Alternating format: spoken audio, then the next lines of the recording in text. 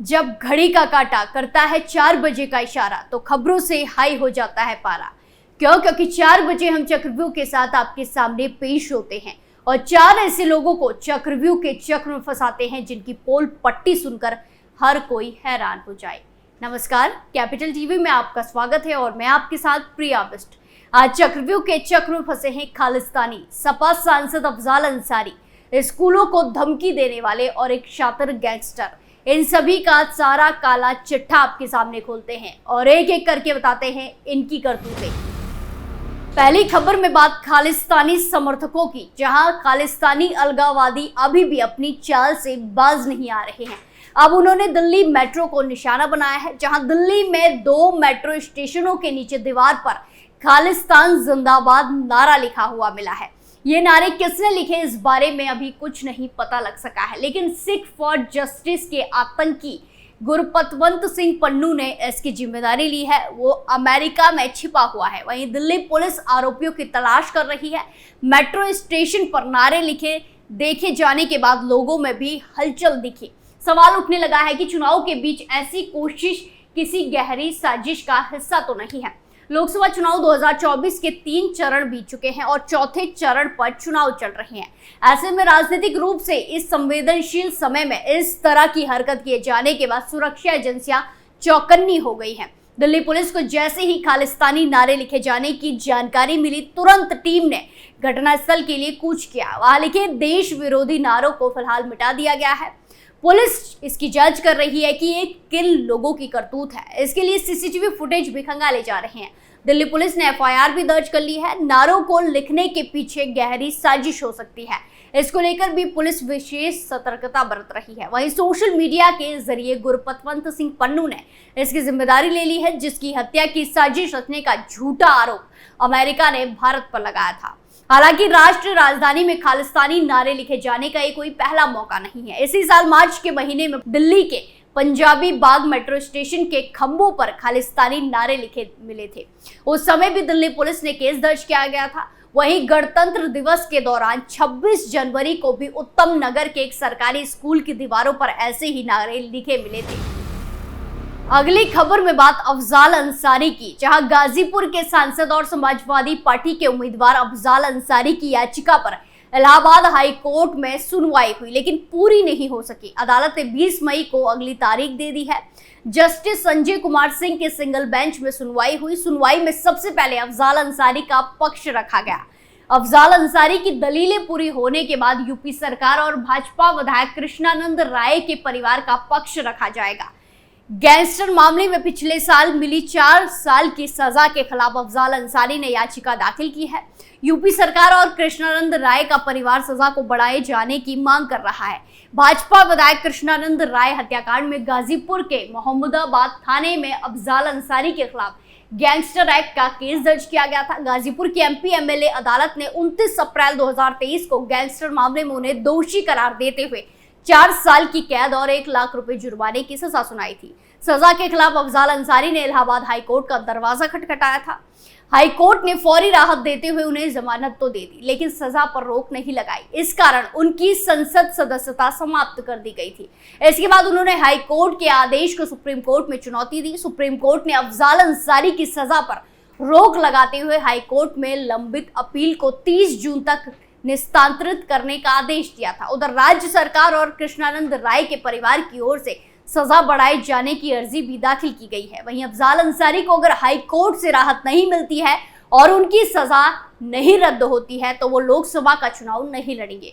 वो अपनी जगह अपनी बेटी नुसरत अंसारी को चुनाव लड़ाएंगे। हालांकि अफजाल अंसारी आज समाजवादी पार्टी के प्रत्याशी के तौर पर गाजीपुर से नामांकन कर चुके हैं। उनके साथ उनकी बेटी नुसरत अंसारी ने भी नामांकन किया। गाजीपुर में नामांकन की अंतिम तारीख कल यानी 14 मई है। अगली खबर लखनऊ से है, जहां उत्तर प्रदेश की राजधानी लखनऊ में एक बार फिर से स्कूलों को बम से उड़ाने की धमकी मिली है। इससे पहले भी यहां पर कुछ स्कूलों को बम से उड़ाने की धमकी मिली थी।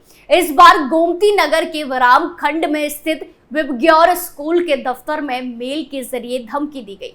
धमकी के बाद तुरंत स्कूल प्रशासन ने पुलिस को सूचना दी, जिसके बाद जांच टीम स्कूल पहुंच गई। जानकारी के मुताबिक ये पूरा मामला लखनऊ के रामखंड स्थित विज्ञान स्कूल का है। स्कूल को ईमेल के जरिए बम से उड़ाने की धमकी दी गई। बम की धमकी वाले ईमेल के सामने आने के बाद तुरंत पुलिस को सूचना दी गई। पुलिस ने आनन फानन में स्कूल में एंटी बम स्क्वाड के साथ साथ फोर्स को पहुंचाया। वहीं पुलिस प्रशासन ने तुरंत बच्चों की छुट्टी का ऐलान कर दिया। स्कूल में बम स्क्वाड और फोर्स ने चप्पे चप्पे पर तलाशी ली। काफी देर तक तलाशी के बाद भी स्कूल के अंदर किसी तरह की संदिग्ध सामग्री पुलिस और जांच दस्ते को नहीं मिली। वहीं स्कूल ने तुरंत बच्चों को बसों से उनके घर वापस भेज दिया और जो पेरेंट्स खुद बच्चों को पिक और ड्रॉप करते थे उन्हें बच्चों को ले जाने को कहा। स्कूल प्रशासन की ओर से एक मैसेज भी सभी पेरेंट्स को भेजा गया है। बता दें कि इन दिनों बम से उड़ाने की धमकी वाला ईमेल बार बार अलग अलग संस्थानों को आ रहा है। इससे पहले उत्तर प्रदेश के कई एयरपोर्ट को भी बम से उड़ाने की धमकी दी गई थी। वहीं 1 मई को दिल्ली एनसीआर के डीपीएस के साथ साथ 100 से ज्यादा स्कूलों को बम से उड़ाने की धमकी दी गई थी। पुलिस ने बताया कि ईमेल के जरिए अफवाह फैलाने का काम किया जा रहा है। वहीं पुलिस ने यह भी बताया था कि संदेह है कि ये ईमेल रूस के सर्वर से भेजा जा रहा है। वहीं बीते दिन दिल्ली के दर्जनों स्कूलों में बम की धमकी के बाद दिल्ली के 2 अस्पतालों में बम की धमकी मिली। बम की धमकी ईमेल के माध्यम से दी गई, जिसके बाद अफरा तफरी मच गई। ये मामला रविवार 12 मई 2024 का है, जहां दिल्ली के बुराड़ी में स्थित सरकारी अस्पताल और मंगोलपुरी में स्थित संजय गांधी मेमोरियल अस्पताल में बम की सूचना मिली। इसके अलावा इंदिरा गांधी इंटरनेशनल एयरपोर्ट पर भी बम रखने की सूचना मिली। आखिरी खबर में बात एक गैंगस्टर की। गोरखपुर में एक सनसनीखेज मामला सामने आया है, जहां डिवीजन जेल में बंद गैंगस्टर ने जेल में रहते हुए खेल कर दिया। उसने जब्ती की कार्रवाई से बचने के लिए जेल के अंदर ही अपनी 45 लाख की फॉर्च्यूनर कार बेच दी। प्रकरण में आरटीओ भी जांच के घेरे में है। शिकायत मिलने पर एसएसपी ने जांच के आदेश दिए हैं। सूत्रों के मुताबिक बिहार के मोतिहारी जिले का रहने वाला विकास कुमार सिन्हा 7 साल पहले गोरखपुर आया था। वो शुरुआत में शाहजपुर थाना क्षेत्र के सालीग्राम मोहल्ले में किराए के मकान में रहता था और दवाओं का व्यवसाय करता था। अस्पताल से संपर्क होने के बाद विकास ने जेल के पास पादरी बाजार में अस्पताल खोल लिया। व्यवसाय में हिस्सेदार बनाने के नाम पर लोगों से पैसे हड़पने लगा और कोई अगर विरोध करता तो महिलाओं से झूठे रेप केस में फंसाने की धमकी देता। इसी बीच उसकी मुलाकात गोरखपुर के ही चक्सा हुसैन निवासी इम्तियाज से हो गई।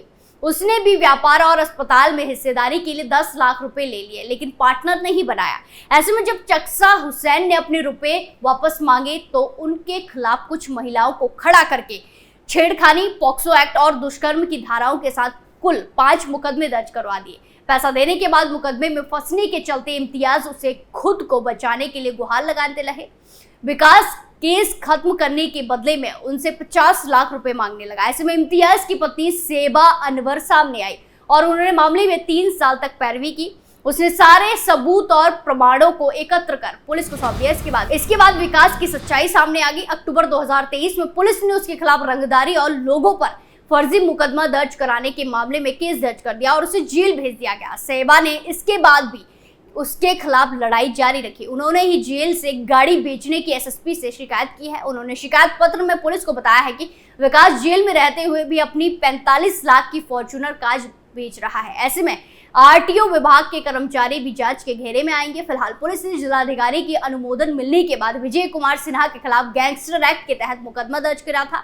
इस मामले में बीते 7 मई से विकास दोबारा जेल में है। इस काम में सहयोग करने के चलते उसकी पत्नी रेखा सिंह को भी गिरफ्तार किया जा चुका है। आज हमने देखा कैसे चक्रव्यूह के चक्र में खालिस्तानी सपा सांसद अफजाल अंसारी स्कूलों को धमकी देने वाले और एक शातिर गैंगस्टर फंसे और उनकी पूरी पोल पट्टी खुलकर सबके सामने आ गई। चक्रव्यूह में फिलहाल के लिए इतना ही। फिर पेश होंगे सनसनीखेज खुलासों के साथ। बाकी तमाम खबरों के लिए देखते रहिए कैपिटल टीवी उत्तर प्रदेश। नमस्कार।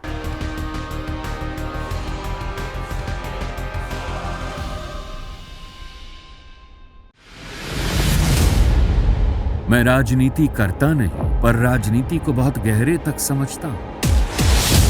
मैं लोगों के बीच रहता हूं, लोगों के मन को अच्छे से जानता हूं।